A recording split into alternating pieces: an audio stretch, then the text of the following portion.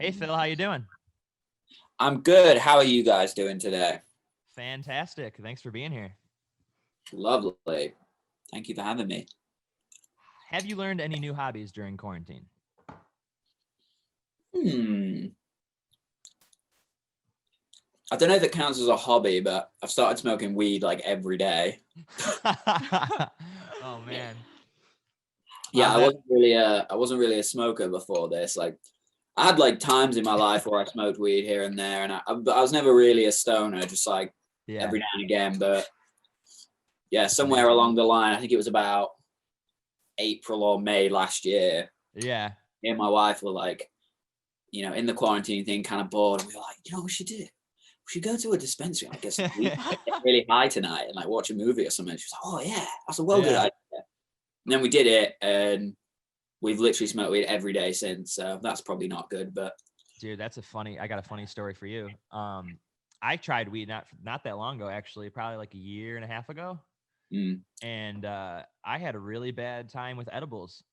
Oh, edibles are weird. Yeah, I mean, so weird. Yeah, edibles is a different situation. That's an easy one to fuck up on.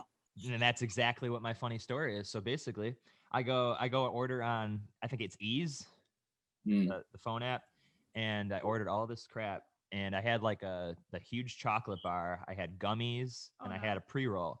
So no joke, I take one little piece of it, which is 5 milligrams. And that's supposed to definitely get you high if you're like a first timer. It didn't do anything. And then 30 minutes later, I try another piece. 30 minutes later, another piece. Nothing's happening. So I'm just like, bro, come on. This is like the stereotypical mistake. Like, oh, it ain't working. I'll take more. Like, what? 100%. That'll help. And then my dumbass has half the bar. And then on top of that, I had 5 or 6 gummies and like 2 puffs off a pre-roll. See, you should have had the Bro, after the edible. I was puking my brains out. Yeah, I bet, bro. You fucking like, you went hard. And I went hard. Hell yeah. And then and then back in August, this is the last time, and just because a friend had them, I was like, screw it. And I had like literally 2 gummies, like small ones, and puked even more times than the other time. Dude, you gotta stay away from the edibles, I think. Yeah. Like maybe start with like a hot boxed car or something. That's like the ideal way to figure out how to get on weed. 100%. So yeah, it's not really for me, but I'm good with like smoking it, but don't do it. So let's see. Tell us through how you got into music. I know you didn't have a super musical family growing up, but what got you into? I definitely didn't. I don't know, really. It's kind of one of those things. It wasn't really anything specific. It just, when you're at that age where you're trying to like figure out your interests and trying out different things, don't know where it came from or how. I just sort of gravitated towards music for no, kind of plausible explanation, really. I mean, I remember the earliest memory I think I can have of being interested was seeing like Top of the Pops, which is like a British show. It's kind of like, I think it's done now, but it was massive like 20 years ago. And it's where like they have like the charts. You probably had the same thing here, but the band comes on and like plays the song that, whatever single they have out now. I remember seeing a couple like kind of alt bands on there, and I saw Blink-182 on Top of the Pops once. And I think that might have been like the first time I'd seen like rock music, if that makes sense. Like seen it, like, wow, there's like different people with different instruments all playing together. That's really cool. Yeah, for sure. And I think that's about as early as I can get on it. And I don't know, I just was super interested in it. I just kind of followed the interest and convinced my mum to get me a guitar at one Christmas or something, and started noodling around and just never really stopped. Just kind of carried on forever, really. That's awesome. And what was your move to LA like? What do you like and what don't you like about living here?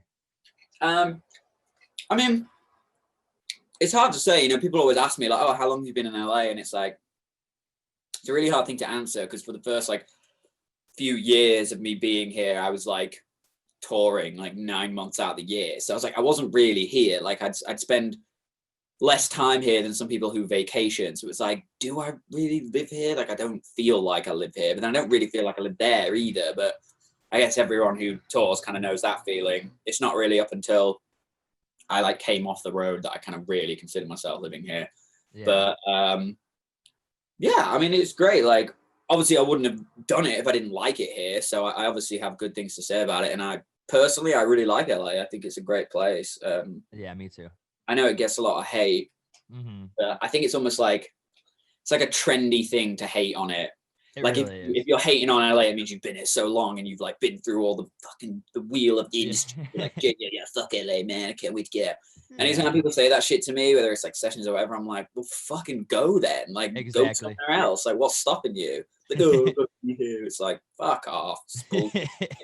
It's fucking sick here, and we all know it. End of story. Exactly. And beautiful weather, beaches, fucking all the best food, all the best stuff to do.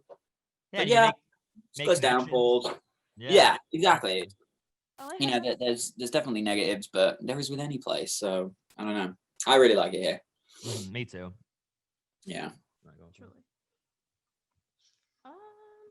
So, Neck Deep being formed. How did you get involved with the band initially? Okay. I know you. So I was in this band. Yeah, I was in this other band called Climates. And a couple of the other guys who would end up becoming Neck Deep were in this band called Spires, like a hardcore band. Climates is more like a melodic hardcore band, kind of counterpartsy type stuff. We'd played some shows together and kind of made friends. And I remember they called me one day and they were like, yo, Spires is doing this tour with this US hardcore band called Agitator, and we need someone to play bass. Like, do you want to do it? And I was like, yeah, sick, sounds good. So I did that. I think during that tour, I got to hear a couple demos of what was going to end up being the Rain in July EP.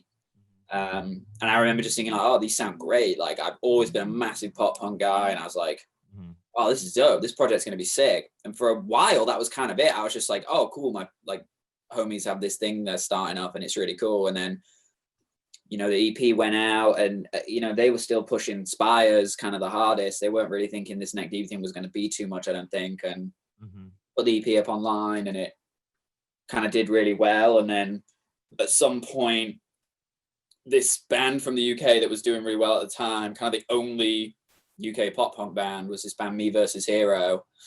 And I remember they had reached out and was like, yeah, we want Neck Deep to open this headline tour we're doing. And it was like, oh shit, you know, let's get the shit together to do it. And then they're like, you know, you've just been playing bass for Spires, play bass for this. And I was like, hell yeah, I'm super down. And that was it, really. So I remember Neck Deep got a ton of flack on a bunch of different message boards and stuff because they got signed super quick without playing a ton of shows and didn't really pay their dues, allegedly.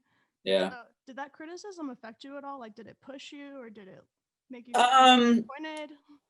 Maybe a tiny bit. To be honest, on a basic level, all of us just thought it was funny because we were just like having the time of our life, and it was all going great for us. And honestly, all the people moaning were just like bitter fucking losers that were in shit bands that were never going to get anywhere.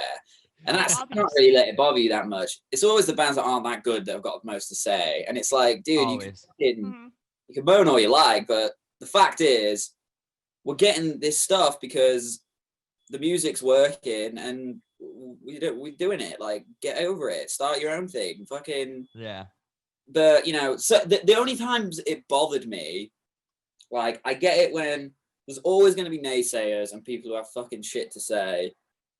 The problem is when people start jumping on the bandwagon based off shit that isn't even true. That's the really fucking annoying bit. That's the bit where you want to go on the internet and be like, listen, you bunch of fucking morons. Obviously, that's not true. Like, there was a bunch of fucking rumors. Like, the biggest one that went around for years in the UK, it was huge, was that Ben's dad owned a record label, and that's why we got signed. And that we were like an industry fan, and like Ben's dad was this huge music exec, and that's why we got all these opportunities. And completely not true. Ben's dad worked in like a mine or a factory or something like that. He was just like a very like normal working no music. I don't even think he was particularly interested in music if I remember rightly, but you know, I don't know the full fact there, but that's why that's on the song, like right? And then we just, you know, make jokes about it, and we put it on merch, and we, you know, put it in stuff.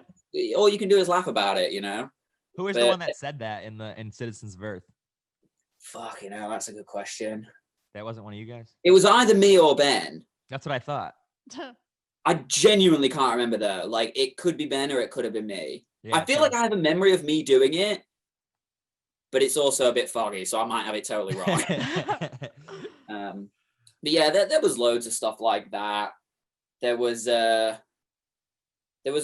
so many of them. Another big one that happened, I remember when we announced our like first Australian tour, we were doing this like headline in Australia. And I get it, like on a surface level, it sounds crazy. Like our first tour of the US was a headline and our first tour of Australia was a headline. And the Australian one really sort of rustled people's feathers the wrong way. And there was this big thing going around about how like we'd like have all this money from somewhere and we'd like bought onto this tour. And it was just like, no, you fucking idiots. That's like, ridiculous. Obviously not. Like, you don't buy onto a headline tour. Like, you can buy onto a support tour. Like, what doesn't even make any sense? But and a lot of paid everyone to show up, obviously. Yeah.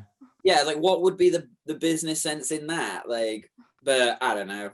It's just how it goes. I do respect that it happened quite quickly, but yeah, people just want answers because they don't have it and they like don't understand how someone else can have it. So the only conclusion they can draw is some dumb shit when it's like, sorry to tell you, it's really boring. It's just that like we put out music and it started spreading and the demand was there and people started hitting us up for stuff. That's it, you know? Yeah. Couldn't possibly be good timing or a great EP. Like, no. Yeah, I think it's just a little bit of everything. We just were doing the right thing at the right time in the right place. And yeah, and I know a lot of the bands you guys were like friends with at the time started turning on you a little bit too because you guys were getting fame and yeah, man, there was a few that kind of got lost along the way that sucked. There was bands that, you know, I won't name any names, but yeah, there was bands that we were like coming up with, you know, like that always happens in scenes. We were playing shows with the same bands. We were like making friends out of it, and then like, you know, you just see some shit they've tweeted about you, and you're just like, what the fuck? Like, you're supposed to be in this business. You're supposed to be the one who gets it. Like. Yeah, it's like stay in your lane, but still support, you know, the bands that brought you up, and you know. They're so dumb too, because like if they had any fucking sense, they'd just like be supportive. Because at some point we're gonna need to take somebody out, and who do you think we're gonna call? We're gonna call our fucking friends. Of course we are. Everybody does. Yeah. And that's what ended up happening. We ended up like having friends on the crew, friends bands coming out on tour all the time, and it's like all those bands did was seal their own fate. It was like, well, you're never coming on tour with us, so good job. You're lost. Yeah, but, you know, it happens. So at Warped Tour, in 2017, you had those TEI workshops. Yeah. You were trying to help up-and-coming bands know how to reach the success they're aiming for without making unnecessary mistakes. Yeah. Were the classes how you expected, and do you have any good student stories? Yeah, they were pretty much how I expected. I mean, I definitely had like a little bit of like imposter syndrome doing that. Like, I was like, oh, who the fuck am I to tell people like how to do it in a band? But then, you know, I stepped back and realized like, okay, well, look, I'm not an expert, but like, I've done enough, and I've like been here long enough now that I you know, I know something. And I knew going in that like the kind of kids that would come, with it being Warped Tour and the TEI thing, like it's going to be younger kids that, you know, really need that basic level introduction. Like they don't need some like industry secret. They just need to understand like who does what and how it works. They were actually super, super fun. I had a really good time doing them. I met some really cool people who had some great questions and situations and advice. And, you know, there was a bunch of them that would message me after and send me music that they're working on or whatever like that. And, you know, I'm not going to sit here and say I had time to get back to everybody, but like I tried to get back to a lot of them and give kind of my opinion on what they were working on and maybe ways they could improve it. And yeah, I mean, I don't think there was any like particularly standout individual stories. You know, there wasn't one where like I met someone and it ended up being a big band or something like that, as far as I'm aware. Yeah. But yeah, it was super fun. They were a lot of fun to just like kick it for an hour with a bunch of people and just like talk about music and how it works and how to start a band and like what you need and what you don't need. And, you know, yeah, it was a lot of fun. I enjoyed doing it. So what was it like living in a band and the tour life and being away from home? I mean, it was obviously, it's kind of like yin and yang, you know, like it's got some super high highs and some super low lows. I definitely like don't like it when dudes in bands are just like, oh, I fucking hate touring, like touring sucks, because it feels really like ungrateful and a bit like, but at the same time, like when you've been through it for enough years, you can understand. Like it is a weird like psychological place to be that, like, you really can't understand it unless you're in it, because everybody thinks that it wouldn't be them. Everybody thinks like, oh, if I got there and my band did it, I wouldn't be like that. I'd be so stoked every day, like I'd do anything for this. And it's like, yeah, but everybody who's ever got there said that same thing, and look at history, you know. But I mean, in my opinion, the pros outweigh the cons, I think. But there's so many variables, you know, no two cases can ever be the same, because every band is different, every person is different, every situation is different. Like, absolutely. So I can only speak to how it was for me. And yeah, I mean, playing the shows was great, you know, seeing something grow and feeling it grow and getting to travel and do all these crazy things. Like, yeah, that's fucking incredible. You know, sounds really obvious to say this, but then, you know, missing your family, missing important stuff, living out a suitcase, feeling like you don't really live anywhere or belong anywhere. That stuff's really hard and really tough. But I don't know, that's just the price of admission, I guess. That's the choice you make. Exactly. And Wishful Thinking just celebrated its 7th anniversary, my personal favorite record from Neck Deep. Once this album blew up, you and the other members were able to leave jobs, leave college campuses, and hit the road to tour full time. Was there a lot of pressure to make the first full length and following up such a breakthrough success with Rain in July? I don't think so. I think because by the time I did Wishful Thinking, like Rain in July, you know, it was doing well and people were liking it, but it was still on a very like alt scene, small scale. Like we were still of the mindset that like this can't be a band that like is outside of the scene. That wasn't until like Life's Not Out to Get You. That's and we were just so young and just like we were just going at it so hard. I just don't think anyone had time to worry about it. It was just like, as far as I'm aware, Wishful Thinking was the first full length that any one of us had worked on. We'd only ever been in bands that did like EPs and singles and things like that. So yeah, I don't know. As far as where I was sitting, there wasn't particularly pressure. There was just like excitement to just like make it cool and just keep doing what we were doing and have fun with it. And hell yeah, you know, kind of just happened that way. Yeah, the pressure didn't come till a bit later, I think. I remember I was in Buffalo, New York. That's where I'm from. I was at Record Theater, this one record store, and I pointed out Wishful Thinking that just came out to one of my friends, and he was like, "Oh, fuck that band." And then somebody else comes over and he's like, "No, that band's about to blow up." And it was a pretty cool moment because we all knew that was going to happen. Damn, you have to call it, I suppose. Yeah. So you have a long history with Emo Night, from having Neck Deep's album release pop up there to performing countless guest DJ sets. How did that successful relationship start? It started years ago. In fact, on our like first ever US tour, I think we were at our manager's house in LA, and he was having like a barbecue party, and he introduced me to Babs, who runs Emo Night. And we were, you know, chatting and whatever, and she said, "Yeah, you gotta come down and you gotta like do a DJ set and all that stuff." And I was like, "Oh yeah, that sounds good." And we just like stayed in touch, and then started doing stuff. And once I went to one of the events and saw what they were doing, I was just like, "Oh, this is so cool!" Like, I love how hard they're going on this. And you know, I must admit, I was a little bit skeptical going in, because as much as this was like a new concept in America, like in the UK, the whole like Emo Night thing had been happening for years. Like my whole childhood growing up going to bars and partying and stuff. Like I came from a really, really small city, and we had like 3 different Emo Nights. I mean, it's not called Emo Night, but like clubs where they play that music. It's just not, it wasn't a unique thing in England. So I kind of was coming at it from this like, what, I don't get it. Like, why is everyone so excited? Like, we're just going to go to this thing and like listen to the music. But when I saw that they'd kind of taken that idea and like tried to like brand it and like do all this extra shit and have, you know, bands involved, it was just like, oh, that's dope.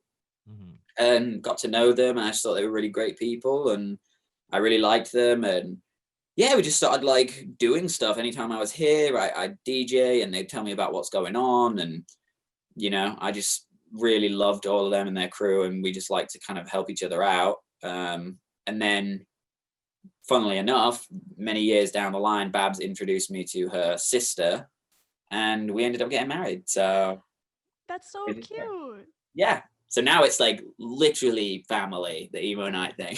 Hell Emo yeah. Night fam. Freaking love emo night. Yeah, it's the best.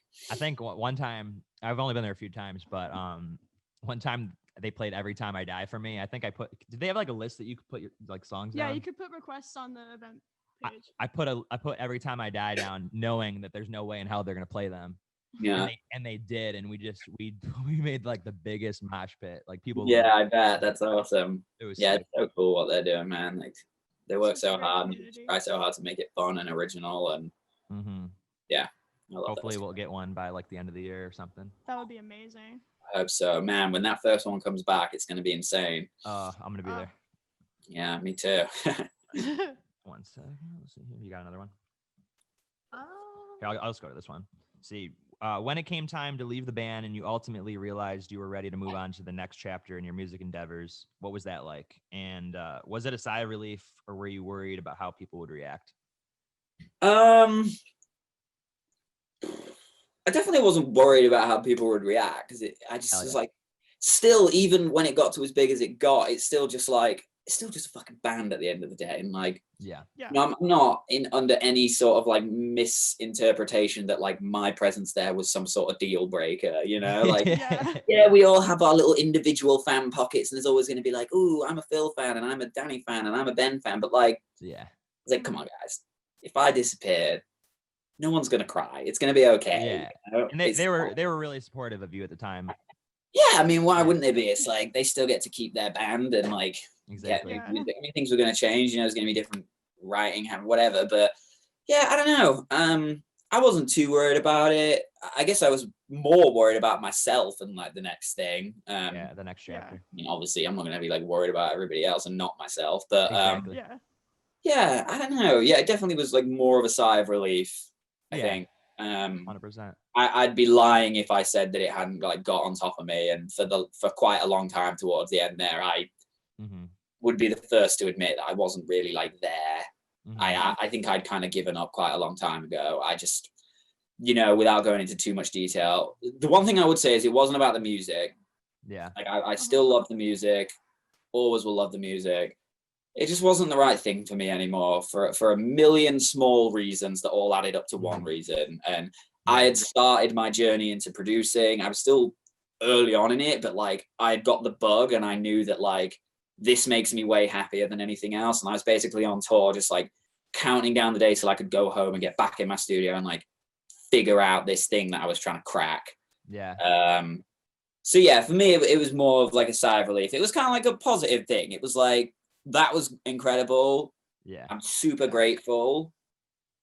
It's just time for the next thing, you know? Exactly. On to the next. It's just ready, you know? So after the departure, did you take some time off from anything music related, or did you just get started immediately?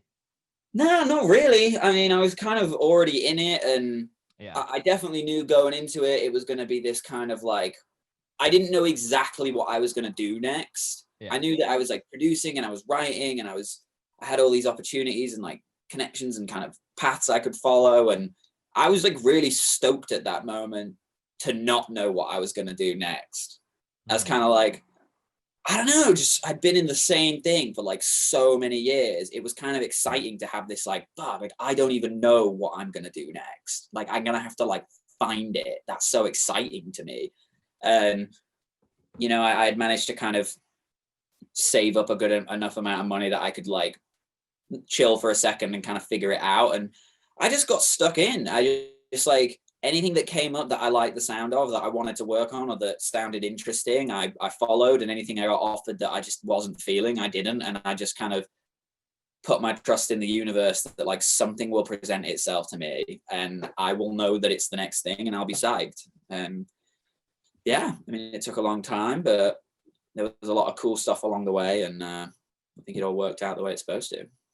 What advice would you give to another artist that's in that similar position where they might have to sacrifice a comfortable situation for a creative endeavor? What would you? That's actually a really good question, because it happens a lot. My advice, and I'm somewhat of a hypocrite for giving it because I didn't even follow it myself, to be honest, but my advice is to like, once you like know that your heart's not there anymore, you know, I'm not talking about like one morning you wake up and it's gone. I'm talking about like, take your time and like really digest that opinion. Once you like know that like it doesn't make you that happy anymore, you gotta walk away and move on to the next thing. Because the second you know it doesn't make you happy, whether you quit that day or whether you take 10 years to get there, the result is the same. You're gonna end up leaving. You're gonna end up doing something else. So like, don't waste your time. And I'm guilty of it. I personally feel like I stuck it out longer than I should have, just because I had this like weird sense of guilt of like, oh my God, like I have this crazy band, and, like it's all I ever wanted. Like, what kind of fucking person would I be if I quit? You know, like, like what the fuck does that say about me? Like, people would kill to be in this position, and I'm gonna quit. Like, that doesn't sound right. But I was kind of just kidding myself that it would get better, when really in my head, I knew that I just like it didn't make me happy. I was fucking miserable, to be honest, for the last little chunk of it. And so, yeah, I think my advice would be like, yeah, it's scary, but like, just for your own sake, you know, life is short. You got to just fucking, you know, have a go and just get stuck into the next thing. Just give it your all. And then when you know it's time to move on to the next, just do it. Yeah. If you're confident in yourself and you know that like there's other things you want to do, you know, maybe don't just sack it off if you don't even like have something else. Yeah. But like a game even something small, even just an idea, just like have the next thing ready and the next day start the next thing. And I don't know, that'd be the advice I'd give myself if I could go back, you know. So your project Prblm Chld has been getting a lot more attention lately, especially in 2020 with your highest regarded single to date, Navy Blue, which came out, and I think in April. How did you like working with Heather Summer on that one? It was super fun. Heather, I met Heather at this writing camp. I got invited to do this writing camp in Nashville. Ooh, that's cool. This like EDM kind of Spotify secret genius things they do, you know, that whole kind of department of the Spotify thing they have, and they were sponsoring this writing camp. And it's like a bunch of producers, a bunch of top liners, and every day for like a week you got to switch around and work with different people. And we didn't actually make the song at the camp, we just met at the camp and just like stayed in touch. And I just really liked her, and I liked her voice, and I liked her writing. And I think I just hit her up one day sometime after the camp, and I was like, hey, I was just like looking for something new to work on. I was like, you know, you working on anything? You got any top lines? And she sent me the kind of vocal demo of what was Navy Blue, or what would be Navy Blue. And it was just like her and a piano. I was like, oh man, this is great. I love the hook. And she sent me the vocal, and I think in like literally in the matter of like a week or something, I just like made the track. And oh wow, she was like, oh, I love this. And I was like, dope, let's put it out. Let's go. That only took a week. That song. I mean, I don't remember for sure, but I remember it was a quick one because I'm usually pretty slow, but this one happened pretty quickly. That song blew my mind when I heard it the first time. It's gorgeous. Yeah, that was really fun. That one felt like a good moment. It was kind of like, I don't know, I was just trying to make something that I'd be psyched to listen to. Yeah, and she's got an amazing voice. She really does. Yeah, and she's a great writer too. Now, your first song you released under that new moniker, Prblm Chld, I believe was the song Voices. Was that the first one? Yeah, that's right, yeah. How was the initial reception on that one, and how easy or hard was it to share your new sound with the world? It was good. I mean, I only saw positive things about it, but I didn't see too much about it. But I think that's also because like I didn't really make too much of a thing of it. I have never, still to this day, come at Prblm Chld as this like, I'm here doing Prblm Chld, like everybody check out my new project, like Prblm Chld was always like, let it come naturally. Yeah, it was always just like it was me trying to learn, get my head around production, and like I was just making those songs as like a way to practice and just as exercises. Like I don't have anything else to work on, no one's hiring me, so I'm just going to keep making my own music to just like get my skills going. And Voices was like the first song that I finished where I was like, I don't hate this to my actual core, so that's good enough, I'll put it out. But I mean, I know even now music I make with Prblm Chld, that the crossover between like the pop punk fans of what I'm doing with Prblm Chld is like this, you know.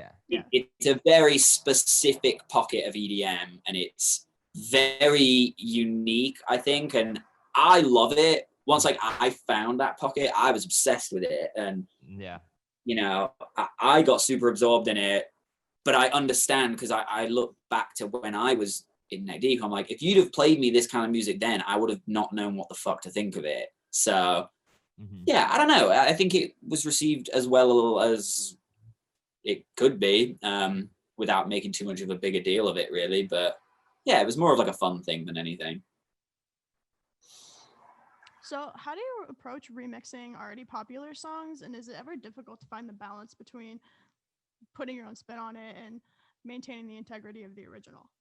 For me, it's super easy because I want it to be as far from the original as possible. That's just like where I find remixing fun. Like, I honestly can't fucking stand it, some of these artists that remix, you know, some of these EDM artists that are huge. And I get it, like, it's their pocket and it's like the equivalent of making pop. Like, it's literally just the song 10 BPM faster with a Force of the Floor under it. I'm like, how is that a remix? That's just the song. That's not a fucking remix. Like, but you know, everyone's got their taste. I personally love getting like the acapella, and just the first thing I always do on a remix is just try and like make a new progression under the track that sounds totally different. So it just totally changes the tone of the vocal.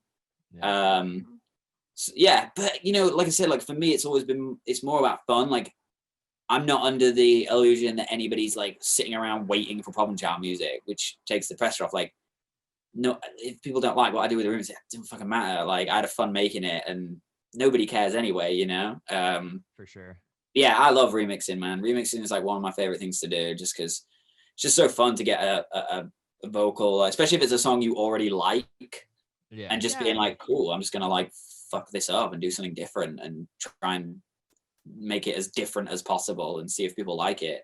Find a new side of the song. Speaking of songs we like, you also managed to remix All Time Low's song Monsters. How did that project come about? And how did it come about? That one was really fun. I obviously have a relationship with the All Time Low guys. I know those guys pretty well. I got a text or an email or something from Johnny Minardi from Fueled by Ramen.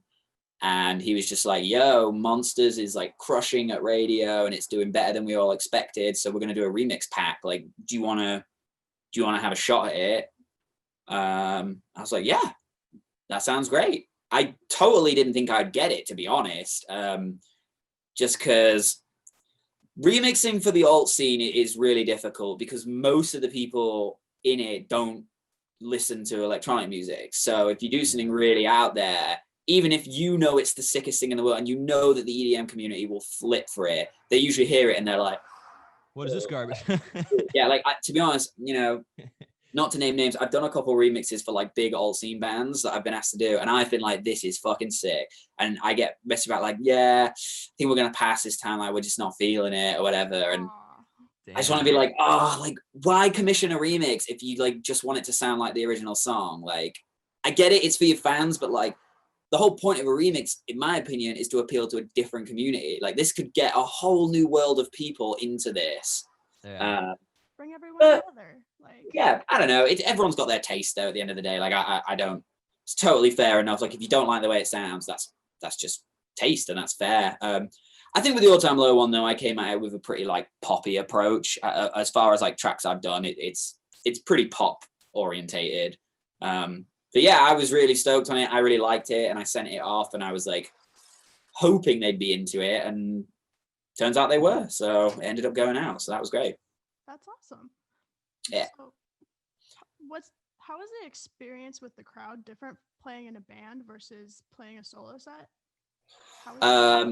Yeah, I mean, to be honest, I've only done a couple Prblm Chld shows, and I wouldn't really even call them like shows. They're more just like kind of pop-up DJ sets at like events or whatever. I mean, I guess I did do one show in Nashville that was like relatively legitimate. I mean, they're definitely different, but it's a different scene, you know, like it's always going to be very different, but on a basic level, it's kind of the same, you know. People are at shows because they want to see live music and they enjoy it, and as far as I've seen, it's generally always been really well received. And I mean, it's definitely different in a sense that like it's kind of strange at first to not have anyone else up there with you and not feel like, you know, obviously I was playing bass and doing some backup vocals in neck deep, so I wasn't even like sent a stage, and that was Ben's responsibility. So it's kind of like as close as I can imagine to doing that, I suppose. But you know, yeah, it was just really fun. I think both are great. They both have different vibes, but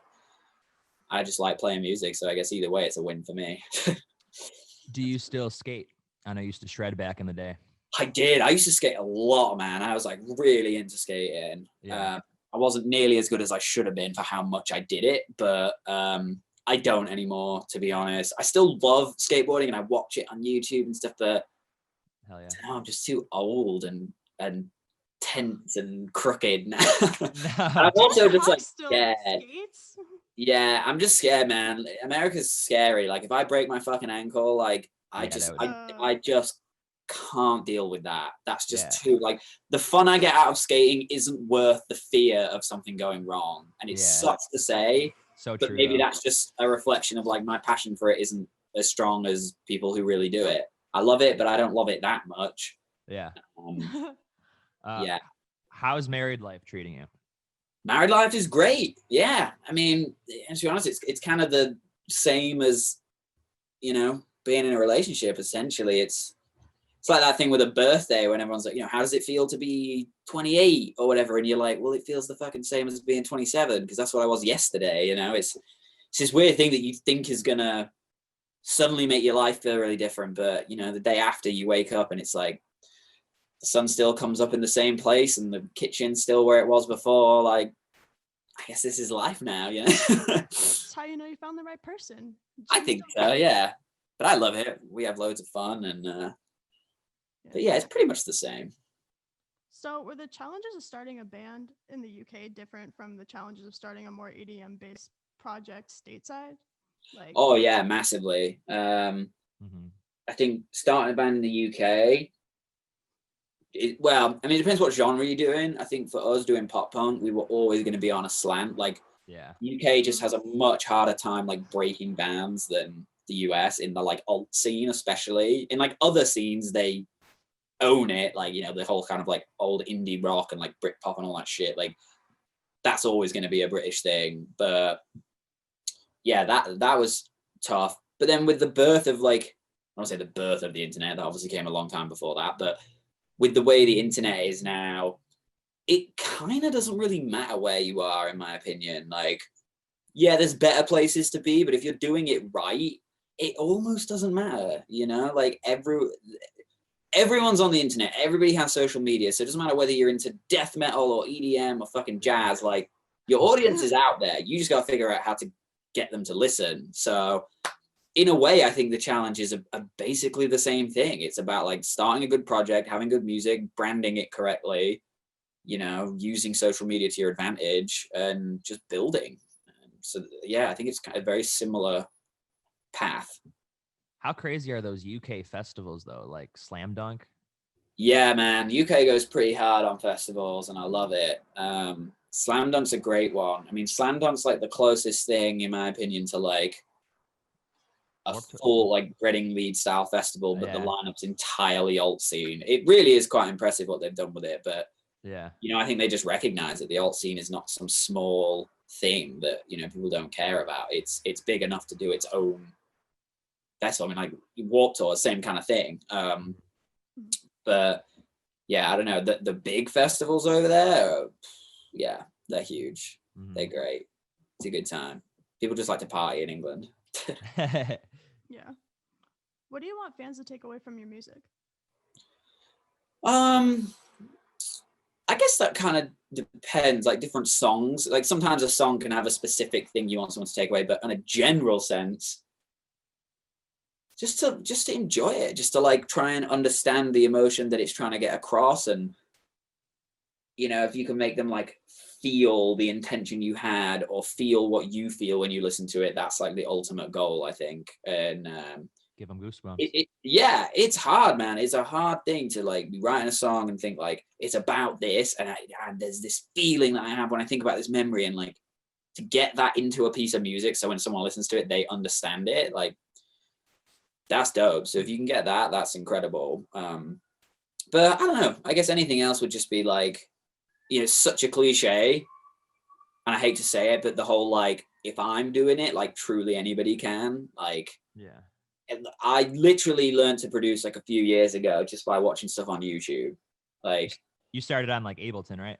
I started on Ableton. I bought Ableton. I was staring at a screen without knowing what the fuck it meant, what it did. And I just sat there for like the better part of like 2 years. I basically would just every day just sit on it and just drag a snare in and just like fuck around with EQing it and trying to understand what that even meant. And like then putting a kick in and like getting them to sit and just everything, just step by step. And just, I'd listen to EDM tracks or watch whatever that I liked and just like try and figure out how they did it. And yeah, it didn't, you know, it took a long time, but if you want to learn something, it's one day at a time, you know? So I guess it is kind of like anyone can do it, man. If you got YouTube, you can learn anything you want. Anything.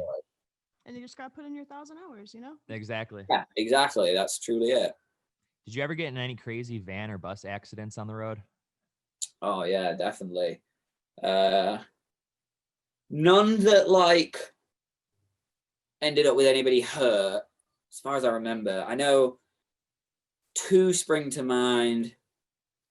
One was very early. I think it might have even been on a Spires tour. We had this driver, I won't name his name, and he like fell asleep at the wheel and like kind of took us off the road. And thankfully, he kind of sprang back into action with enough time to like get us to safety and back. But yeah, that was pretty rough because it was late at night. A few people were asleep. You know, just the standard stuff ones where like wheels have like exploded on a bus or whatever. And you know, the thing is, on a bus, it's so fucking big that you can do some crazy shit and you won't really even feel it. Yeah. I don't think we've had any like holy shit moments like that. Yeah. I can't think of any. There probably is one, but I don't remember. So you used to manage other bands like Gardenside? Yeah. Like, what was that like, and what inspired you to take on that kind of responsibility? Yeah, it was great. I mean, to be honest with you, they'd be the first to say, as well as I was like, I never really considered myself like a manager. I was never like, I'm going to manage now. I'm moving into the business. It was more that just like my friend was starting this band and he was sending me stuff and I thought it was really, really cool. And with it being like an alt scene band, I was like, dude, like, why, you know, we just kind of like, why don't I just like manage? The plan was like, I'll just do stuff until a manager comes along and then I'll be like, dude, sick, go with him. But it ended up lasting like a little while. And yeah, I don't know. I just would do anything I could for them. I'd try and get them shows and, you know, talk to people about them and spread the word and help promote them purely just because I really liked their music and I thought they were great and I thought they deserved it. And I just thought people would like the band. I was like, I love it. So yeah, more than anything, I was just a fan of the band. That was it. I just wanted to help them because I liked them. But it was fun, you know, it was fun to kind of play that part every now and again and like make calls and be in that different position where it's not talking about my own thing or trying to figure something out for myself. It was trying to help connect the dots for somebody else. But yeah, it was much more of a just like fun hang to help a homie than like a conscious business plan kind of move. That perspective is probably why you had the imposter syndrome at those workshops. Like, yeah, more credit. Yeah. Maybe, I don't know. We'll see. What was it like delivering pizza? I know you did that before taking off with the band. Man, it was fucking awful. I mean, yeah, you get paid nothing, man. You get, and I'm from like a fucking little shit town in England. It wasn't even like Domino's or like a franchise. It was like a standalone pizza chain. So there was like no corporate structure, no rules. No, it was literally just like the guy's making it up as he goes along, just like, oh, like do it and we'll just like give you this. And it would just be like at the end of the night, I might get like a 20 note or something and like a free pizza that got thrown away. But I just, you know, I was broke and I needed money any way I could get it. So I did it. I mean, it wasn't actually the worst because when you get down to it, I was basically just driving around listening to music and occasionally dropping off a pizza. So that part was good. I didn't have to talk to anybody or like stand on a shop floor or whatever. I just, in my car, I'd pick up the pizza, put some tunes on, drop it off, rinse, repeat, you know? Yeah, for sure. So, I don't know. I mean, it sucked because it's like such a like, you know, you're never going to get money out of that. But could have been worse. Could have been cleaning toilets, I suppose. So I'll take it. Oh, of course. That's true. And I know the Kerrang issue came out while you were doing the job, and you took off to one of your local stores to go check it out. Yeah, that was true. Yeah, and that was like right around the time that we were talking earlier when everyone was like chatting mad shit about how, you know, we've got all this stuff and we, you know, we're industry plants and all this shit. I drove to Tesco, which is like our Walmart or whatever you want to call it, with a pizza in my car that I was delivering to somebody, and picked up the copy of Kerrang, was like reading about how we had signed to Hopeless, and we were like we were next, you know, we're next in line and it's gonna happen. We're next. I was like, deep. fucking yeah. Can we get it going today? Because I'd quite like to fuck all this pizza business off, to be honest. Yeah, how did you quit? Yeah, that was pretty funny. Do you have an epic quitting story? Honestly, it was kind of weird. I remember I basically couldn't be bothered to go one day. I'd done a bunch of days in a row, and I just was like, I'm fucking not going today. So I called him and was like, hey man, like I got a flat tire, like I can't do it tonight. Like I get a tire. He was like, cool. You know, like call me tomorrow when your tire's done, come work then. Super weird. I never called him again and he never called me again, and that was it. We just I said I'd be back tomorrow, and we never spoke again. That was it. I think maybe he knew. Maybe he read Kerrang or something. Yeah, maybe. Each other.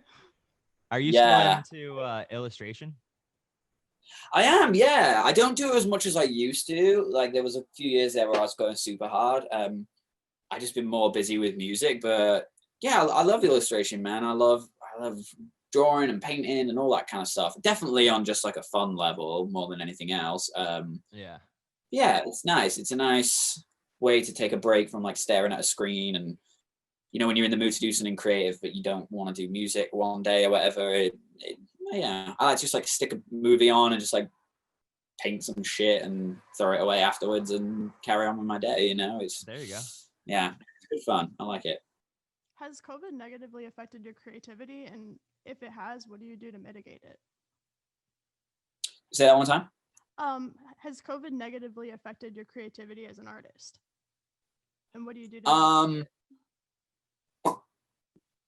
in the beginning, I think it almost helped it, to be honest. Because I, you know, like everybody, I get FOMO and I hate missing out on things. And, you know, living in LA and there's so many people here and stuff like that, there's always something going on. There's always some event or some party or some thing that, you know, even if it's just like a homie being like, hey, like, let's grab dinner tonight. I haven't seen you in ages. And when COVID hit, obviously none of that was happening. So it was this really kind of like refreshing feeling where I'd be sat in my studio working on stuff being like, oh, wow. Like every night, you know, that little bug sets in like, oh, you could just go get a beer with Thingy, or you could just go get something to eat with Thingy, or you could go to that event tonight and not work.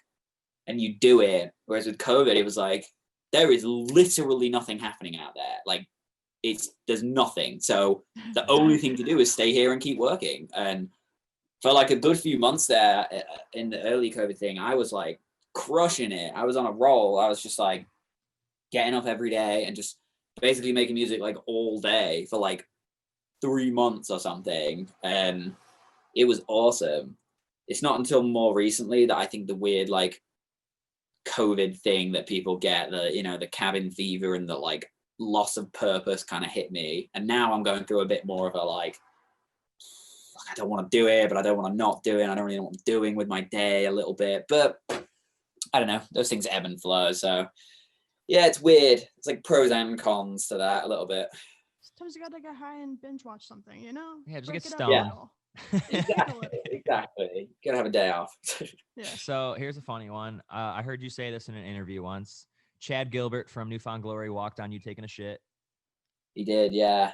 I have a couple good stories about Chad Gilbert, actually. I love him. Ooh.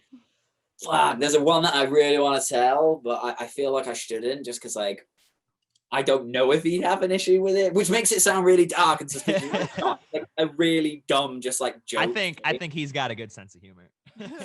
I'll save it just in case. But yeah, the poop one was kind of funny. We were at this festival, South by So What. Neck Deep was playing, Newfound Glory was playing. I think there was like a Hopeless Records kind of green room, and it was really early in the morning. I remember like the kind of arena was like empty.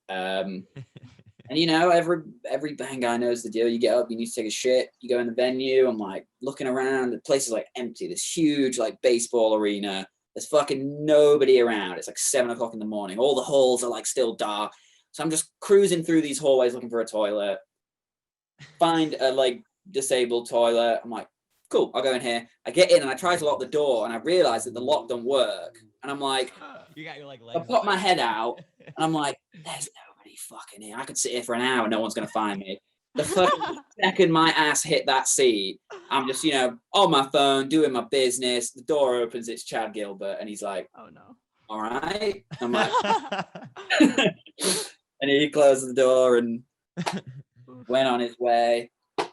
That's amazing. And it's not exactly a fucking story for the ages, but it's pretty funny, I suppose. I got kind of a similar story, to be honest. It was at Warped Tour. I used to get all access because I used to know the tour manager for Man Overboard at the time. So he'd give me like the wristband and I can go like backstage and shit. And I went backstage. I don't know if I met you, but I met Ben. And I got like a picture with him, and then no joke, not even like 5 minutes later, I went in the bathroom and like he was in there taking a piss, and I'm just like, dude, I'm not gonna. Who Ben was? Yeah, and I was just kind of like, shoot, like I'm not gonna just go pee next to the guy that I just met. Like that just makes me feel like I'm stalking him. That's the thing, band guys, just like you don't care, you share everything.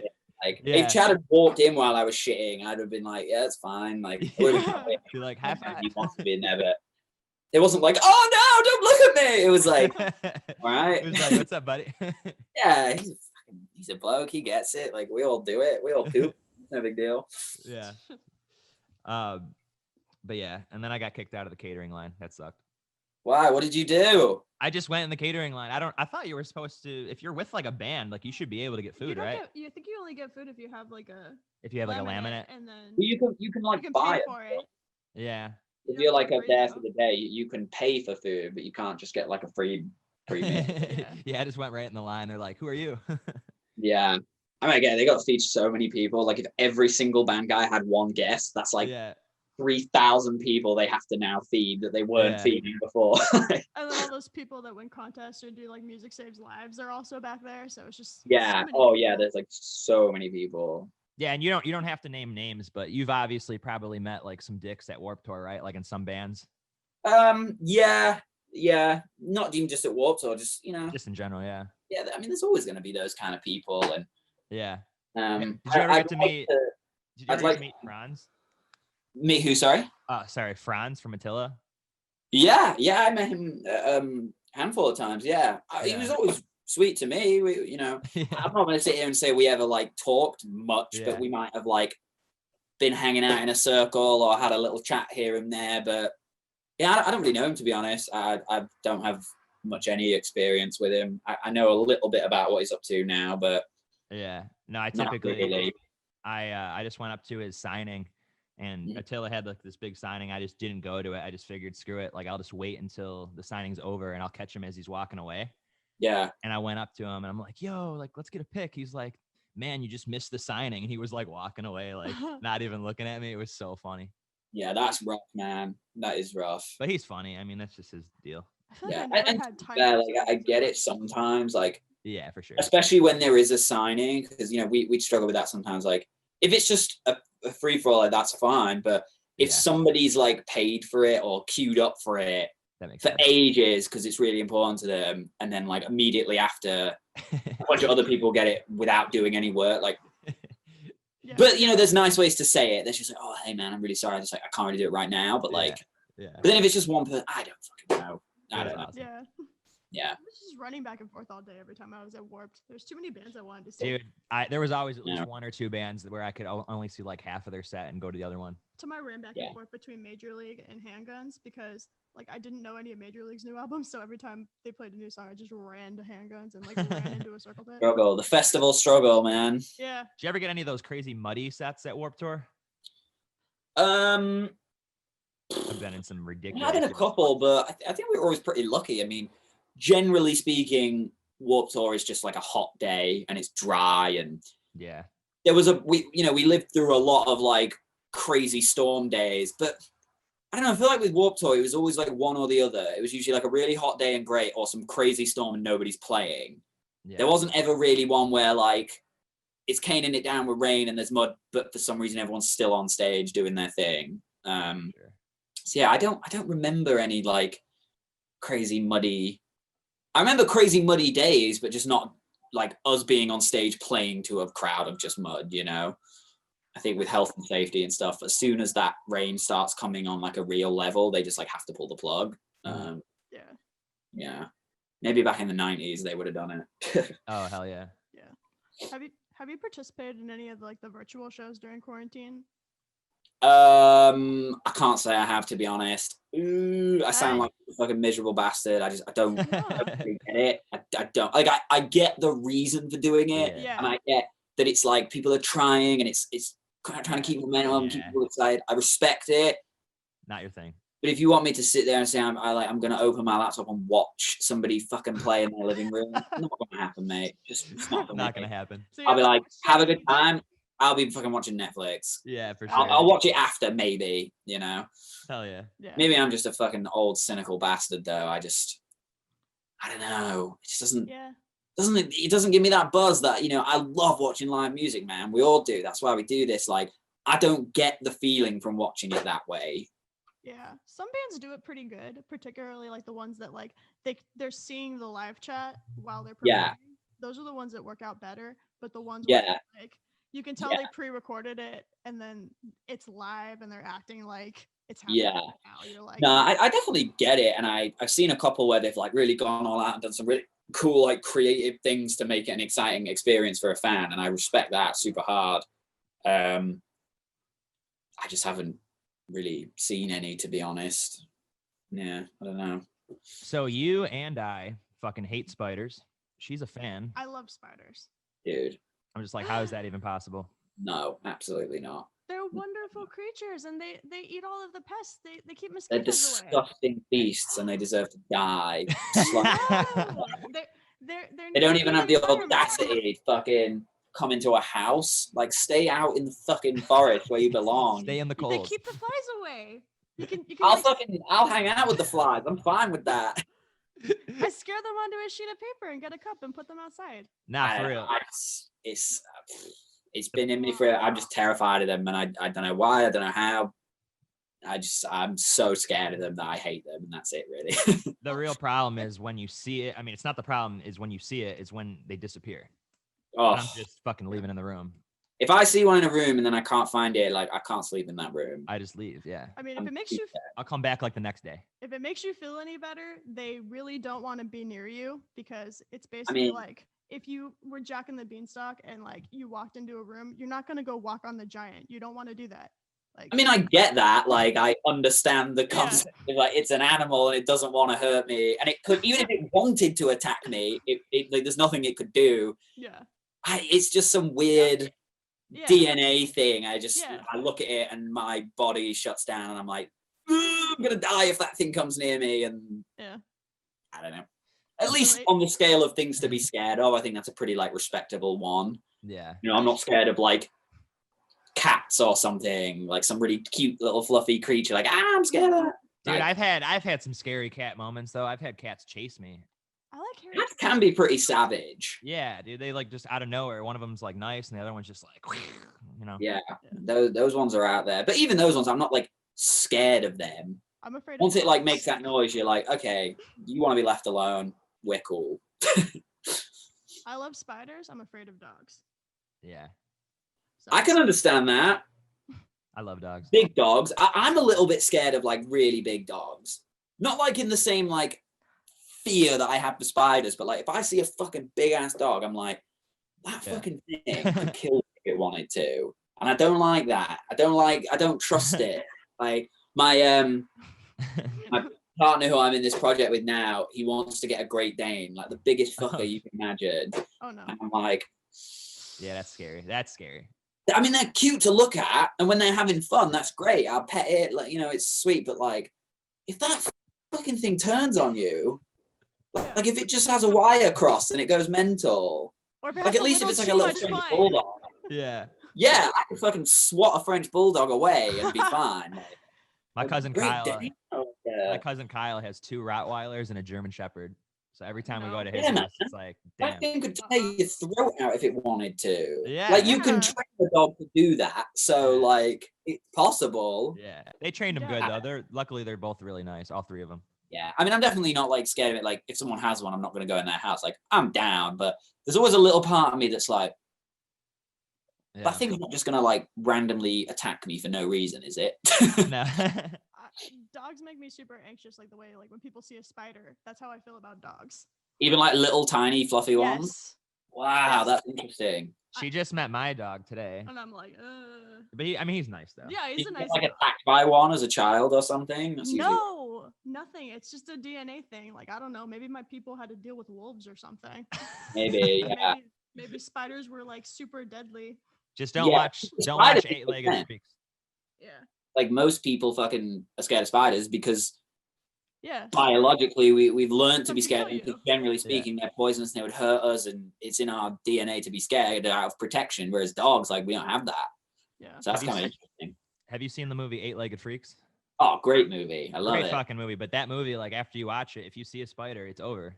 But Yeah, arachnophobia and shit like that. in almost every movie, whenever like horror movies, especially old timey ones, whenever they have those big hairy spiders that are like brown and orange, Yeah. those are Mexican red-kneed tarantulas, and they're not dangerous at all. The most they can do is flick hairs at your face that are itchy. Yeah. But they always use those as the like, oh my gosh, it's deadly. And it's like, no, like people Yeah. have those, they're literally like pets. It's like, be like Yeah. saying like somebody being afraid of like a mouse. Yeah.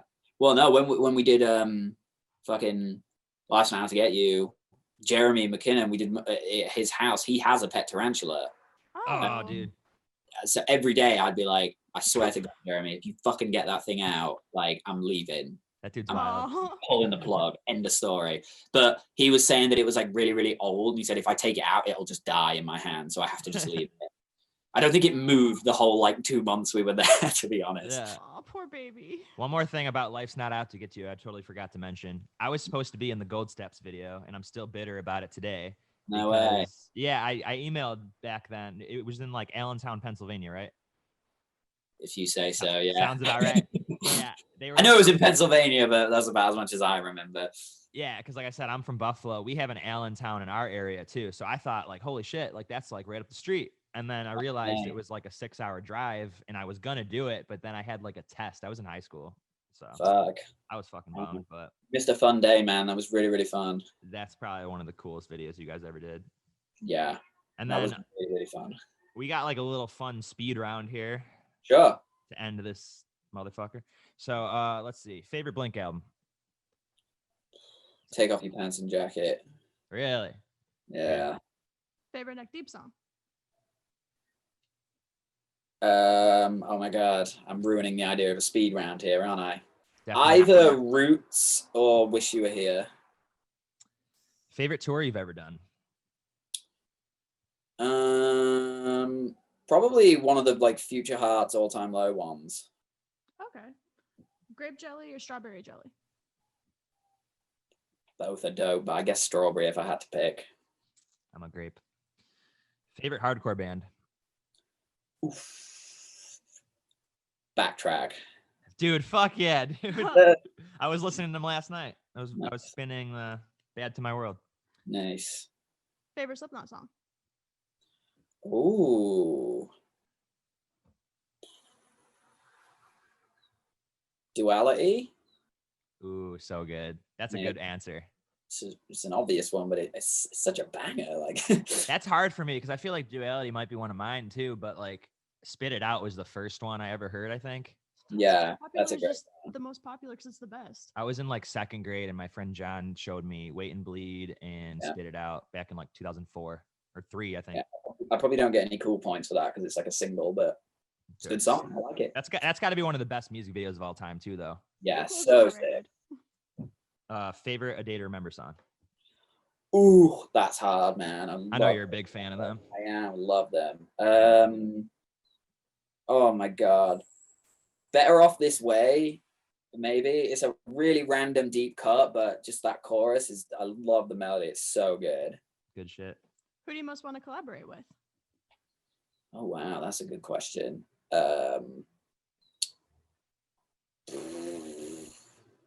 Fuck, I don't even know, man. That's tough. I mean, Definitely Glenn Danzig. I'll say Ghost. Oh, really? Oh, Dude, I love that band. Sick. Have you seen them? I have a couple times actually. Yeah, Do you see them on the Maiden tour? I saw them at a couple like festivals that we were like on in Europe. Something. I've never seen them at like a headline show, which I really want to. Yeah, dude, they're freaking amazing live. Favorite venue to play? Brixton Academy. Hell yeah. nice. Was that where you opened for Blank, or was that Wembley? Yeah, it was. Yeah. Okay. Favorite sport to play? I don't really play any sport, but I guess if I had to pick one, maybe basketball. Hell yeah. Favorite to watch? Favorite sport to watch? Ice hockey. Ooh, who's your team? I mean, I guess I have to say Kings, just being here. Yeah. It was always Yeah. Bruins before, but to be honest, I don't really like subscribe to a team. I'd be lying if I said I did. And I know it's like super a big no-no to like switch teams, but the only reason I liked Bruins first was because ice hockey is just not a thing in England. And I had this one homie I hung out with a lot when I was growing up, and for some reason he was super into ice hockey and he supported the Bruins. And when we started coming out here for the first time, like a couple of the guys were super into hockey and everyone kind of had like a team. And Bruins was like the only team I knew. So I was like, oh, cool. I'll vibe with them and I'll, keep track of their score. That's fun. Okay, really. Also, is that a golf wang sweater? It is, yeah. Dude, hell yeah. You like Odd Future? I do, yeah. I'm not like a big fan. I'm not particularly into hip hop in general, but yeah, it's the kind of thing I'll just like slap on every now and again and vibe out to, and yeah, about it. Their shows were crazy. Back in the day, back in like 2012, I went to see them. It's like a mosh pit, like a hardcore show. Yeah, I've seen videos and stuff. I've never seen it live, but I bet it was sick. It was insane. So did you play any sports growing up? When I was like really young, I played a bit of football or soccer, whatever you want to call it. Yeah, not really. I was never really a sports guy. Hell yeah. Yeah, your turn. So what's your favorite sports team in general? Buffalo Bills.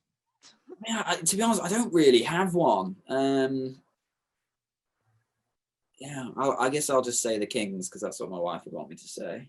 Okay. I don't do sports, so I get it. I just don't understand because it's like people make such a big deal out of it, but and I never understood it because a few guys in next year were like massive football guys, like massive, and they talk about it all day and all fucking night, every fucking game. So it's, oh, we beat you here, but we beat you here, and it's like, dude, but you guys are gonna play again in like a week. Like I don't like if they did one tournament every 10 years and it's like winner takes all, like I'd be for it.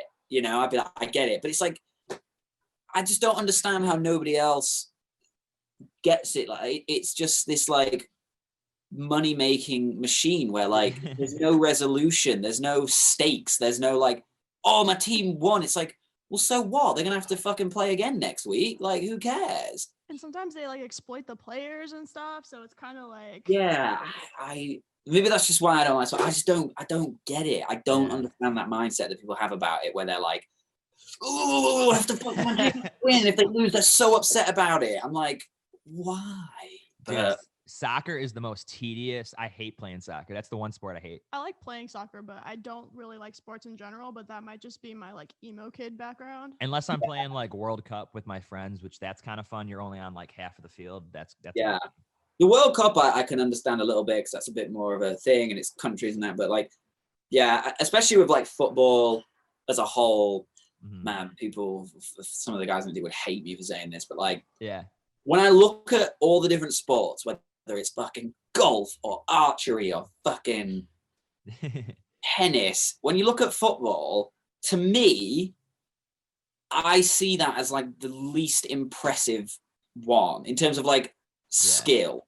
Yeah. Like, I'm not saying you can't be incredibly skilled at football. Obviously you can, and you can do some things and that are like, wow, obviously, another person can do that. But I think being the best player at football in the world versus being like the best at like golf, I think that takes so much more skill and is so much more like, wow, when you see something incredible. But it's a very unpopular opinion that's just me. I just don't get it. I don't understand why people think it's as good as it is.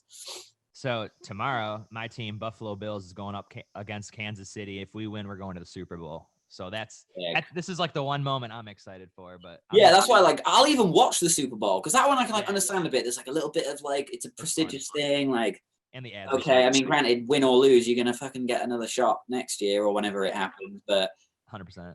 It's probably why I make music, though. I'm not wired that way, you know. I'm sure there's sports people who would sit here and say, I just don't get why people care about music. Like, I don't get why anyone thinks it's cool, you know. It's just the way my brain is, I suppose.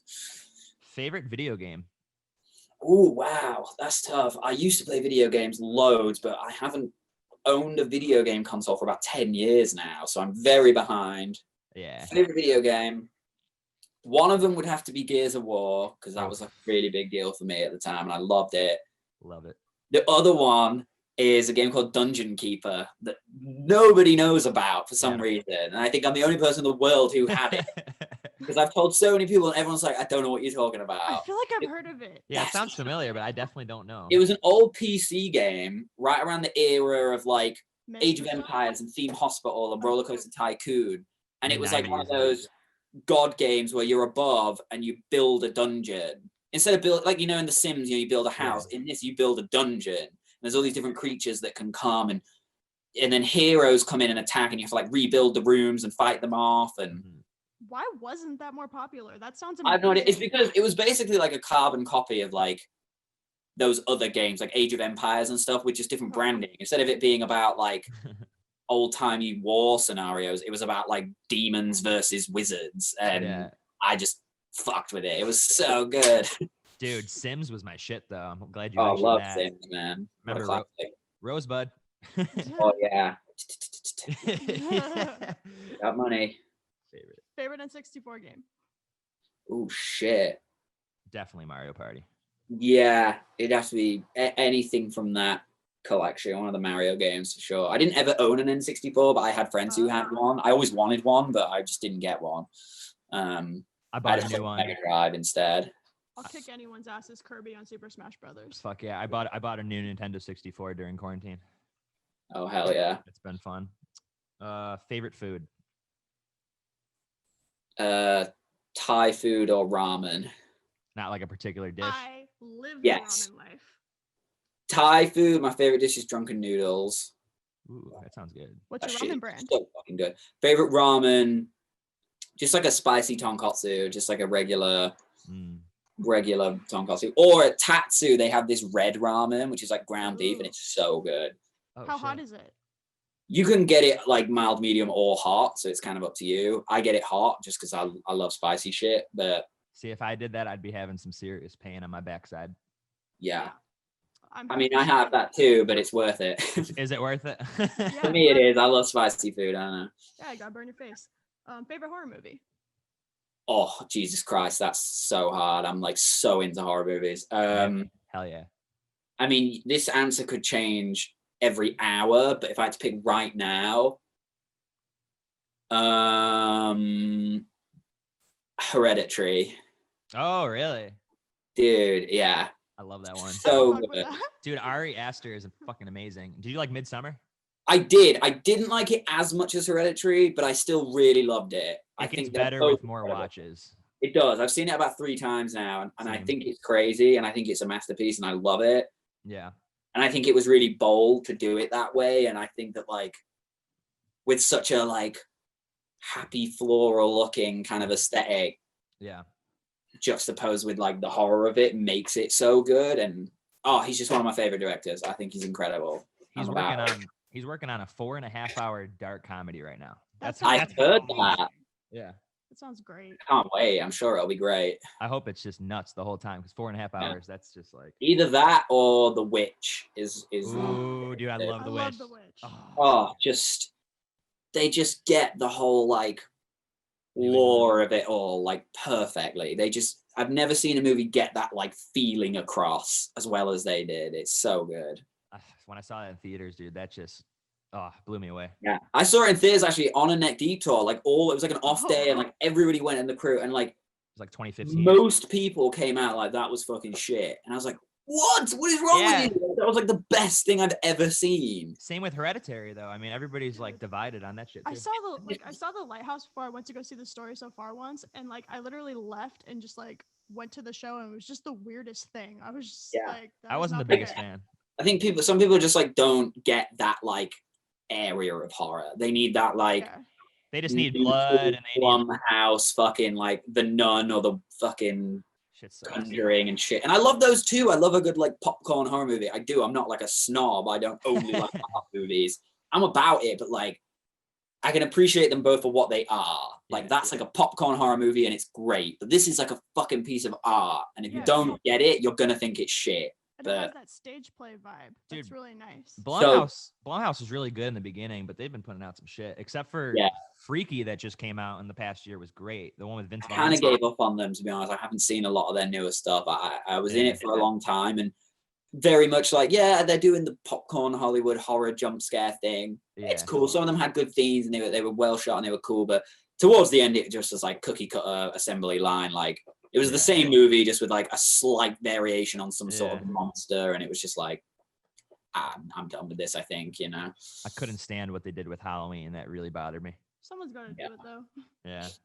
So, favorite episode or moment from The Office? Oof, that's a tough one, man. For sure. I mean, it's such a like obvious one, but the dinner party will always be a classic. I know that's like so many people's favorite episode, but I think that's just a testament to the fact that it is a great episode. Which dinner party though? Which one? Like Michael and Jan's. Yeah. Okay. Yeah. Yeah. Yeah. Just so good.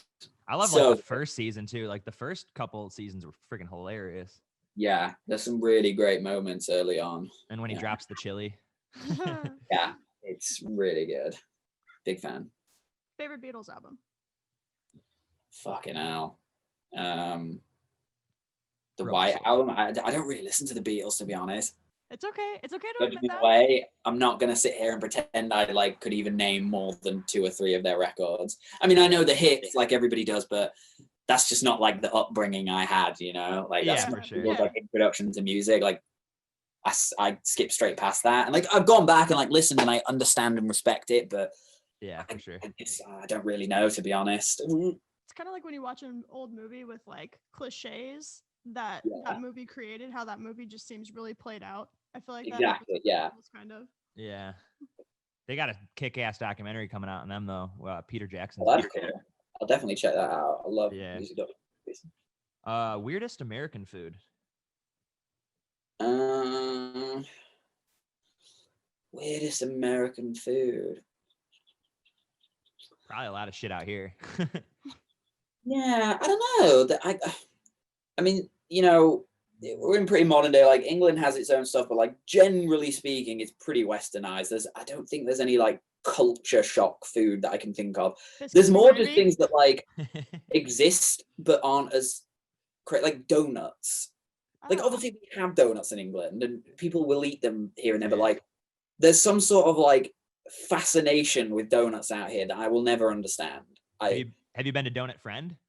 I have, and it's great. Don't get me wrong. I eat about half of one of them, and I'm like, that was a pleasant, sweet treat. But I do not understand.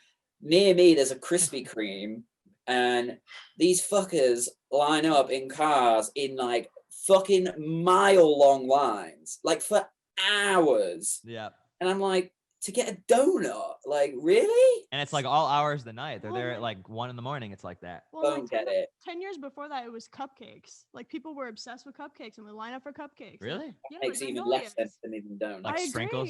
Yeah. I like if someone offers me a donut, I'm probably gonna be like, yeah, cool, I'll have a donut. But like I do not understand why there's such a big deal out here.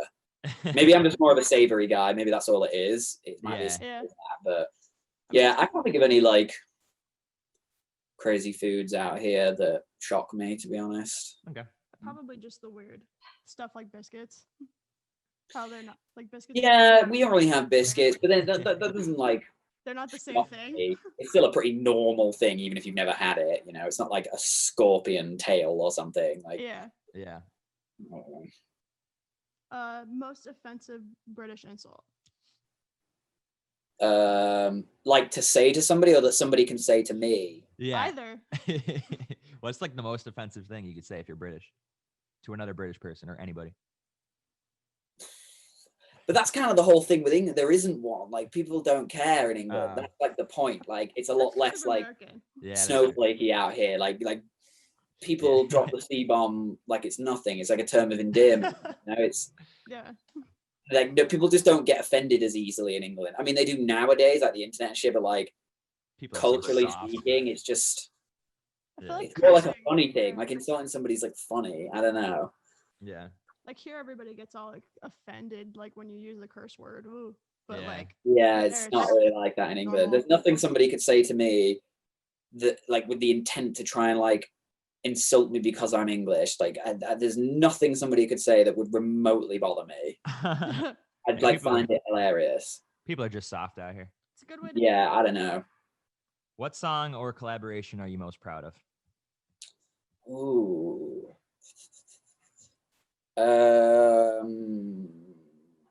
Song that I've like been on would probably be something from my like new project that's not even out yet technically. Music wise, obviously the project's out. We have a couple songs on this record that we're doing right now that I'm just like, fuck, like I'm really fucking proud of them. Because you know, when we were doing the pop punk thing, we made some great music and I think we did some really good stuff, but we weren't making anything that no one hadn't heard before. Whereas like I really feel like with this new thing, you know, we're not reinventing music, but I do truly believe that there's an element of like uniqueness and originality to this stuff. And I can't think of another project that's kind of doing a similar kind of sound. Broad strokes I can, but like, I don't know. There's something in those new ones that I'm really, really proud of. It's probably just because it's the newest stuff I've worked on, and in a year from now there'll be something else I'm proud of. But yeah. So World's First Cinema is the new project. So that's like I was listening to a thing on it, like your last podcast, and you describe it as like movie trailer type sound. So tell us about that. Well, it definitely is that, because that's like what it originally was supposed to be for. Me and the other guy who do it, John, we were making this EP for a sync thing. So it wasn't ever supposed to be a band. It was supposed to be music that gets pitched for movie trailers and things like that. So the reason it sounds like movie trailers because it was literally supposed to be for. And then we just started having so much fun with it, and we liked the way it sounded, and it went so much beyond that we turned it into a project. And I think sonically now with the newer stuff, like it's gone a little bit further away from that. It's not quite as movie trailery now that we are writing it with the intent of it being like music to listen to, not music just to hear in the background. But we've kept a lot of them elements because we feel like that's what made it special in the first place. And we do a lot of like kind of scoring and trailer-esque production on the tracks. And that's kind of my point where I feel like it's kind of unique. You know, we have these parts and these songs where like, to me, it really does just like, you wouldn't listen to it and be like, oh, what band is this? You'd be like, oh, this is like a movie trailer. This is sick. But yeah, I just love all that stuff. I think it's so fun. It's really pretty. Like when you listen to it, I feel like you can see a whole world.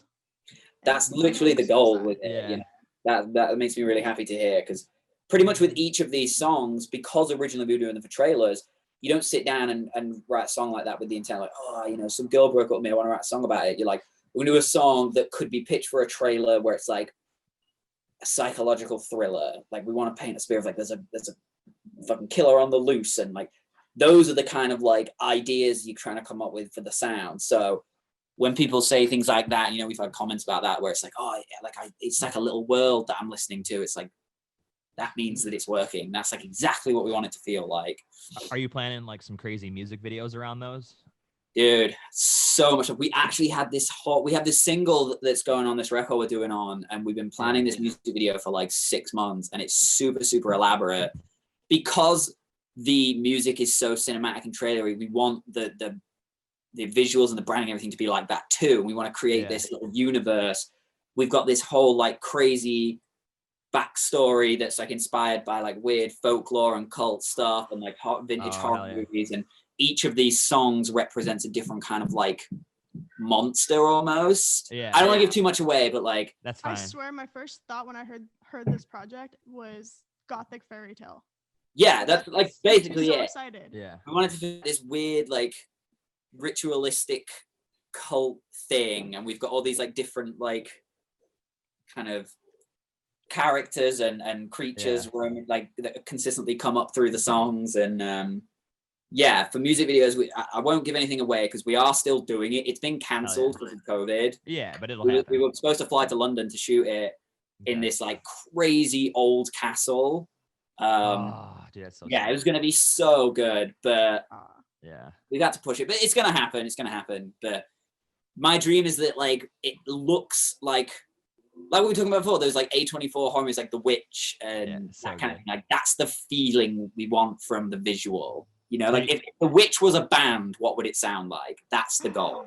So you're gonna get some really good cameras, like some red cameras, probably, or something like that. I mean, I personally am not more qualified, creative. Incredible people will do it, but yeah, like it's tough. You know, it's hard to do videos.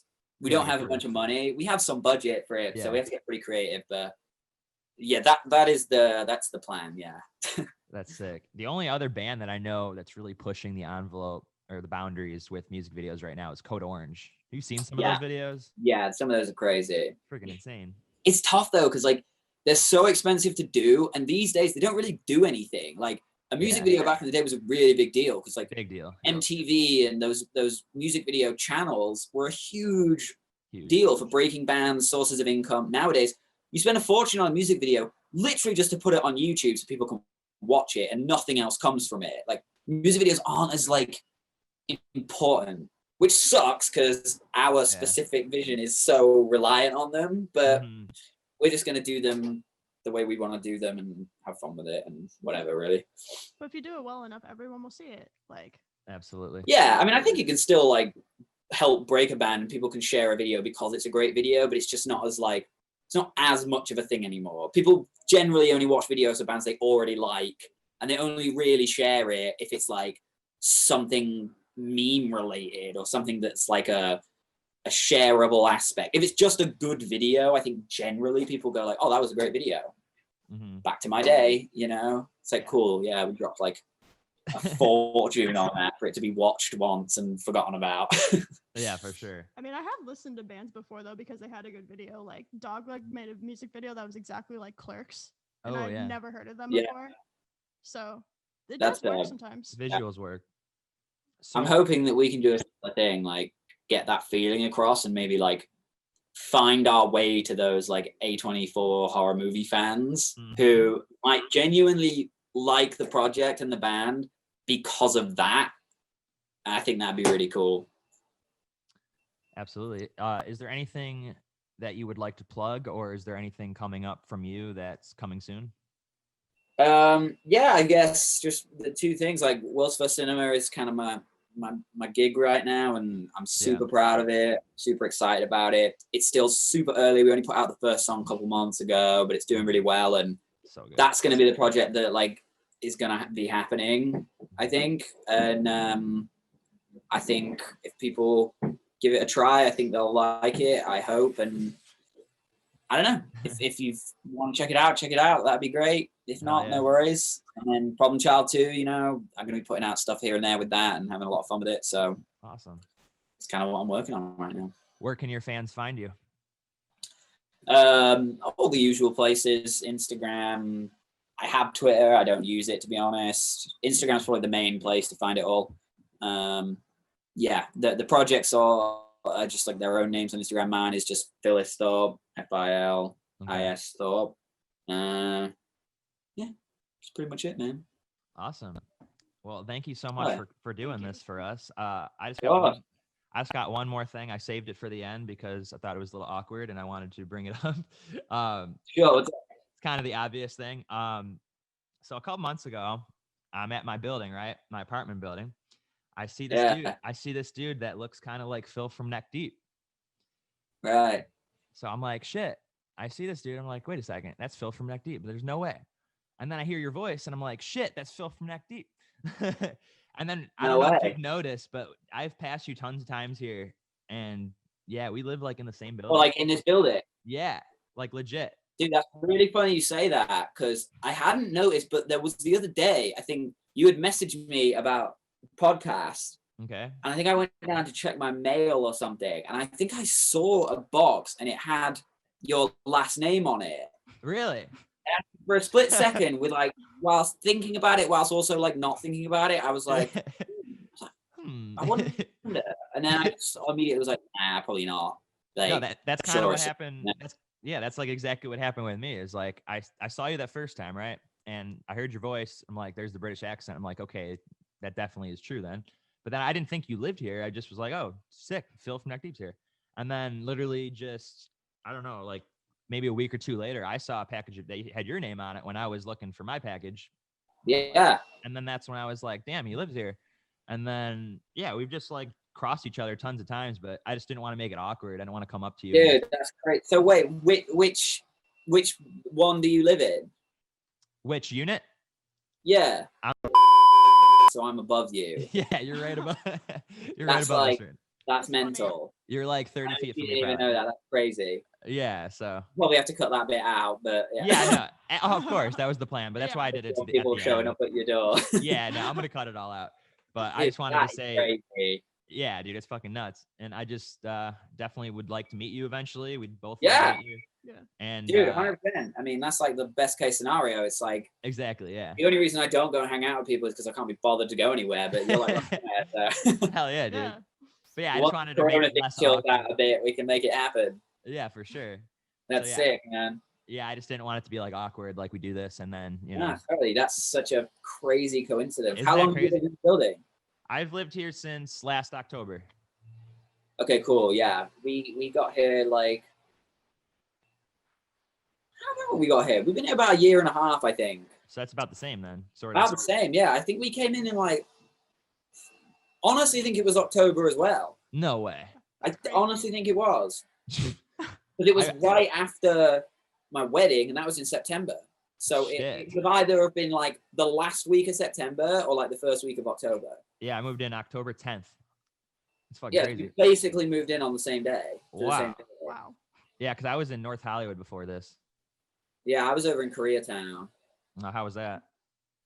It was all right. Yeah. I liked the location. We only had a 1-bedroom, and we were getting a bit cramped. Yeah, I like it here though. Do you like Burbank? I love Burbank. Yeah. It's nice. Burbank's great, man. Especially when the AMCs are open. Yes. Oh my god, dude. When that thing was open, I literally just basically every day would just go and walk there. Yeah. Yeah, I just walked there. Even if I had like nothing to watch, I had the AMC pass thing. Yeah, me too. Yeah. Like $20 I just be like bored. Like I go see a movie I don't even want to see just because like I can. Yeah, it's $20 a month. Totally worth it. You get like 3 movies a week. It's so worth it. Well, when it opens again, we can start doing that. Yeah, hell yeah. And then I think also the other time I saw you, were you running once? Do you run? I try every now and again. When I start feeling really guilty about myself, I'll do a couple runs. Because I thought I saw you running with this one dude, and this was like this was probably like 8 months ago or something. Like probably a buddy of mine, Robbie, who was in Gardenside, the drummer. He lives a block down. Oh hell yeah! So we go on walks a lot around. You know, was it Brand Park? Is it up there? Brace Canyon, Brace. The park with like the library. Ooh, I don't know. There's a park. If you come out of our building, just go straight up and then right. There's a big ass park. Isn't that like pretty far down? Yeah, that's like 3 miles away. Brace Canyon. Yeah, we walk there like. They got the basketball court. Just to like get out and stretch legs and shit like that. Oh yeah, I love it there. But yeah, Burbank's the best, man. Got everything we need right on our doorstep. Yeah, I was gonna say something. I forgot what I was gonna say. Shit. Small world though. But yeah, Carol Freed, our manager. Carol, baby. Do you met her yet? Yeah, a bunch of times. I fucking have her here all the fucking time because all the fucking taps are always breaking and shit. Like, I don't know if it's like that in your unit, but we love our unit. It's great, but fucking hell, whatever they're doing with the water in this building, I don't understand. Dude, are your pipes all messed up? Dude, every fucking week I turn a tap on and just nothing happens. And I'm like, yeah, it's dead again. Can you come back? Like, do you get what's his Jerry? You know Jerry, the fatter like. Dude, I love him. Yeah, he's cool. He's so sweet, bless him. But he always comes around to fix things, and like, bless his heart, he gets like super into it, and he'll come in, and I'm like just woken up, whatever, and he's just like, yeah, dude, my friend's birthday this week. I'm doing this and this. Yeah, he doesn't shut up. Yeah, brother. Yeah. Good. He's got that blind dog. Yeah, he's super sweet. Yeah, there was a couple days back in the summer where I like hit the pool or whatever, and he's just like chilling, talking to me, and he's so sweet. I really like it. Dude, what about those assholes downstairs? You hear the people playing guitar at like midnight? I don't know, man. Like we're top floor, furthest left corner, so we're pretty far away. Dude, they're like directly below me. This girl sings like karaoke at like 1 a.m. with all the windows down. Yeah. Right now, I've never heard that, man. We must be far enough away. It doesn't reach. But there's a guy next to me who must have like an insane sound system. Like he watches movies like all night, and he has like, dude, he must have like a fucking like 18-inch sub in that room. You'll just be like watching TV and you just hear like, like a war movie or something he's watching. And damn, dude, I think I heard that too. I get the people upstairs that have like, like the bumping and stuff. Yeah, lucky for us, there's nobody above us, so we don't have that. Dude, the walls are paper thin here. Yeah, they really are. Is that soundproofing behind you? It is. It's more reflection than proofing, but lucky for me, like behind that wall is our bedroom, and behind that wall is our living room. Oh, sick. That wall is a window, so it's just wall, and that way there's a hall. So like, this is like a studio within a box, if that's, you know what I mean? Like, there's nothing on either side of these walls. There's nothing above. There's somebody below, I assume.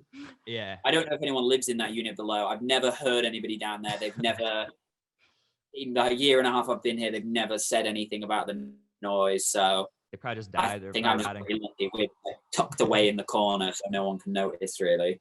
Yeah, for sure. And then there's actually one other like semi-famous person that lives here. I don't know what his name is, but you watch World Star Hip Hop? I mean, I've seen it. I don't watch it. If like you know those what I mean. like those fight videos and stuff where like I know what it is. Yeah, like one of the main dudes from that lives here because I saw him outside one day like filming something, and then it was like on World Star Hip Hop. Like it was like our sidewalk, like our apartment building. It was. You know, I've seen a couple guys like filming stuff around here. I've always been like, too, but never really thought much of it. You know, it's LA, everyone's doing something. I just figured he's doing his thing, but yeah, it's crazy. Also, Ryan from State Camp almost moved into this building. What? Which one's that? Which one's Ryan? Bassist. Really? Bass player. Oh, yeah, shit. He came and looked at a spot with his girlfriend like right before Corona. Yeah. They were looking to move because they live in North Hollywood right now, and they were looking to move, and they came and checked out a unit here, but they ended up not getting it. But I was like really hoping they would. It's like, dude, we live in the same building. That'd be crazy. Damn. Yeah, they're from Albany. They're from like right where I got a lot of friends up there. Yeah. Yeah. Toads. Sick. Well, thank you so much for doing this, man. Like, this is amazing. For sure, dude. We had a lot of fun. Yeah, me too. So I guess I'll see you around, and won't have to be awkward now because we done this. You definitely will. I'll be around. I mean, I don't leave this place too much, but you'll see me. Yeah, for sure. So thank you so much, man. All right. You guys take care. I'll catch up with you later. For sure. Take care, buddy. Farewell. Take it easy, man. Bye.